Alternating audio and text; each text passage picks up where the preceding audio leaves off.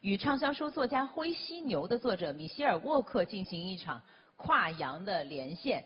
So let's turn to Chicago and talk to a bestseller author of Gray Rhino, Ms. Michelle Walker. Hi, good morning to you here in Beijing, to Michelle, but it's good evening probably to you in Chicago. Good morning to you. Good evening from here. Do you hear me okay? Yes. All yes, right. I can hear you just fine. All right, Michelle, Great. please take it from here. Great. Well, I know I don't need to introduce you too much to the gray rhino. You all know that it's something that's very big and scary that's coming at you. It's highly obvious. It's highly probable. But it is either outright ignored, sometimes just neglected. In any case, it's not being resolved. And the point of the gray rhino is really that leaders and decision makers who pay attention to the gray rhino in front of them are the ones who have an advantage, whether in their company or in the global economy. I want to talk briefly today about the fact that gray rhinos look different from different angles. You can look at something and see it as an economic gray rhino. A sociologist can look at it and see a societal issue. You can look at it from one country and it looks one way, and it looks a completely different way from another country. Or you can see a little gray rhino in front of you and realize that there are a whole bunch of much bigger ones right behind it. And so when I was asked to talk about China's gray rhinos today, I wanted to put some of China's gray rhinos into context and look at it from a couple of different angles. In China, you've done a great job diagnosing the economic and financial gray rhinos, looking at some of the asset bubbles, real estate bubbles, potential for market shocks, problems with leverage, regulation of new financial products, shadow banking, all sorts of things that you can go into in much, much more detail than I can. But I want to put all of those issues into a much bigger global context, that they're part of a global phenomenon, an extraordinary, unprecedented experiment in global quantitative easing, in very expansive monetary policy that was put in place to help get the world out of the financial crisis that happened 10 years ago. And it was the right thing to do, but we're now dealing with the unintended consequences of it. And this quantitative easing has happened at a time when the world has been going through increasing inequality that in turn has kicked off political and social disturbances throughout the West. And it's also had the unintended side effect of the majority of the monetary easing going into financial assets. We've seen a tripling of the stock market in the United States. Many places around the world you see quite large investments in financial assets, and of course in real estate, which is both financial and physical. And you haven't seen as much as many people would like going into the real economy and creating jobs. And so for a sociologist or a political scientist, any sort of observer, even just a regular citizen, you see that that's a different kind of gray rhino. It's a set of different gray rhinos that all come together at the same time. So against this global backdrop, I want to talk a little bit more about how gray rhinos come into play. The gray rhino is a tool that I created. I really wanted a way to help leaders and decision makers to create a sense of urgency so that they could act more quickly to solve problems before it was too late. Even so, as you know, in China, having identified the problems and been very, very open about the will to fix them, it's not easy. But it at least gets you way ahead of people who haven't identified the problems and who aren't worried about them.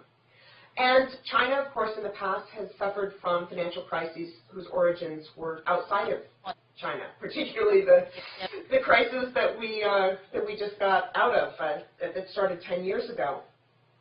And so I want to talk about that global gray rhino coming at China, and China's also recognized that. Here in the States, the Wall Street Journal ran a story last week about Chinese officials commenting about the U.S. tax reform bill as a gray rhino. Because, of course, that's going to have global repercussions, not just for China, but for the rest of the world, in terms of interest rates, in terms of policy direction from the United States, and all sorts of ripple effects in terms of currencies, of interest rates, of economic growth or not. And it really is a global gray rhino. And my concern is that there isn't enough urgency in Washington about the gray rhino that the United States itself is facing as a result of this plan, which seems to be advancing more and more. Often when I'm in China, I was just there last month, and in the United States, while I was launching the book here in 2016, I often got asked, is Donald Trump a gray rhino? Now, I wrote a piece in summer of 2016 about this very question, about the time that he got the Republican nomination for president. And I made the point at the time when most pundits were going with conventional wisdom, which was that he could never, ever win. And I said, look at the polls. It's neck and neck. It's a very close race. You can't write this off the way you are. You really need to pay attention. But I also wrote that Donald Trump himself is not the biggest gray rhino. You need to look behind him at the forces that have created this incredible populist rage, this real upheaval in U.S. politics, and this anger. And that goes back to economic issues, the feeling that the middle class and lower classes were being left behind, and all sorts of other divisions as a result of that. Now, we haven't talked enough in the United States about the impact of automation and the early stages of the fourth industrial revolution on that, where by some studies, 80% of the jobs that were lost were the result of automation, not China, well, some from China, and not from immigration. So we're going to talk about things that aren't the real gray rhinos. We're being distracted. And Trump ran on a platform really tapping into this rage and promising to stick up for these Americans who felt left behind. But it seems to me that looking at the policies coming out of Washington right now, that the administration really is not paying attention to the gray rhinos that got them into office. The bill, many economists believe, is quite dangerous. It's extremely pro-cyclical. It's stimulating the economy at a time when the economy is already gaining strength. The Federal Reserve has been raising interest rates. It will only accelerate the increase in interest rates going forward. It's creating a debt problem for future generations. And it's not solving the problems of the people who are feeling left behind. By one estimate, some 13 million people are going to lose their health insurance. The bill is hugely unpopular. The polls have not been favorable to it. And so I'm very concerned about how Washington is forgetting the gray rhino that created it. And this is where this question of economic and social and political gray rhinos and gray really come into play, and also the relationship between this and the fourth industrial revolution. The fact that artificial intelligence is here and getting better every day, that automation is here, and that the United States needs to be investing in human capital and in helping to ease a transition for people who are going to be left behind. That's not happening. That's going to lead to more political instability. That's going to hurt businesses. It's also going to hurt the whole economic environment around the world, and I'm extremely concerned.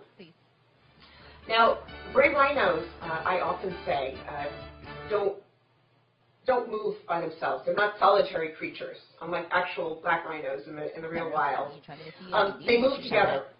And I'm always so excited to think about the fact that in English, the word for a group of gray rhinos is actually a crash, which is the synonym for a loud collision or the market falling down. And I think this situation is a very clear example of many gray rhinos coming together. It goes alongside some of the other big gray rhinos in the world, the environment, the fourth industrial revolution, global inequality. Those are the big gray rhinos that are behind the much more tactical and practical issues of corporate leverage, of market volatility. And so while we need to be taking practical steps to deal with those questions, we also need to keep in mind the very, very big, broader gray rhinos that are behind those. So I'm very delighted to have been able to talk to all of you today and wish you lots of great ideas and insights during the rest of the conference.